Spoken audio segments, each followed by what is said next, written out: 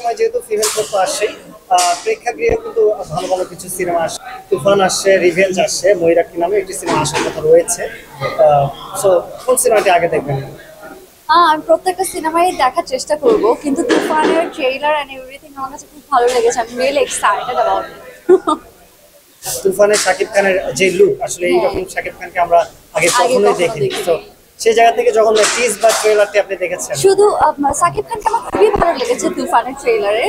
এর সাথে হচ্ছে যেভাবে অ্যাকশনটা করা হয়েছে, অ্যাকশনটা যেভাবে প্রেজেন্ট করা হয়েছে স্ক্রিনে, সেটা আমার কাছে খুবই এন্টারটেইনিং লেগেছে। সো সব মিলে আমার মনে হয় যে সিনেমাটা দেখতে গেলে খুবই ভালো লাগবে, খুবই এনজয় করার মতো কিছু মোমেন্ট কাটাতে পারবো। ফিমেলের আমার আগের গল্পগুলো দেখা হয়েছে, আগের কাজগুলো প্রত্যেকটা আমি খুব এনজয় করেছি। এবং হচ্ছে গিয়ে ফিমেল 4 এবার ওটিটিতে আসছে, আরো বড় করে আসছে, এবং সেটার আমি একটা পার্ট। সো অবভিয়াসলি আমি খুবই আনন্দিত এবং আমি রিয়েলি এক্সাইটেড। আর আমার কাছে স্ক্রিপ্ট এসেছে বলতে গেলে আমি পুরো গল্প অ্যাকচুয়ালি জানতামও না।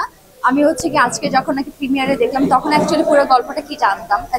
এবং হচ্ছে বেসিক একটা আইডিয়া তো ছিল যে একটা গ্যাঞ্জাম লাগবে এবং ফিমেলকে নিয়ে, সেই ফিমেলটা আমি। So obviously I was really excited.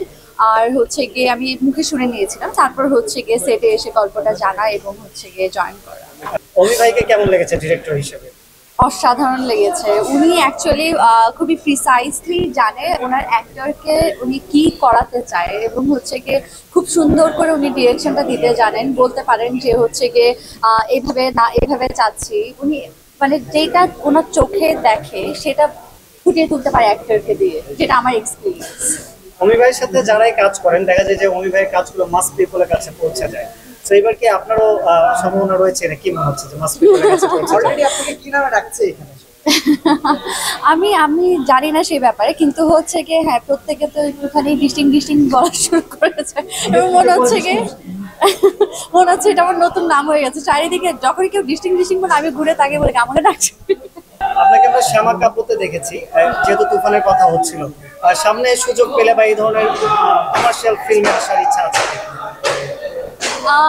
আমার কমার্শিয়াল সিনেমাতে কাজ করার ইচ্ছা আছে। শুধু কমার্শিয়াল না, আমি সব ধরনের কাজই করতে চাই। আমার কাছে মনে হয় যে আমার অ্যাক্টিংটা ভালোই লাগে এই কারণে যে অ্যাক্টিং করতে গেলে বিভিন্ন লাইফ কাটানো যায়। লাইক হচ্ছে লাইফ কাটানো বলতে হচ্ছে অন্য একটা মানুষের লাইফে কিছুটা সময় কাটানো সম্ভব হয়। সো আমি সব ধরনের ক্যারেক্টার করতে চাই, সব ধরনের সিনেমা করতে চাই।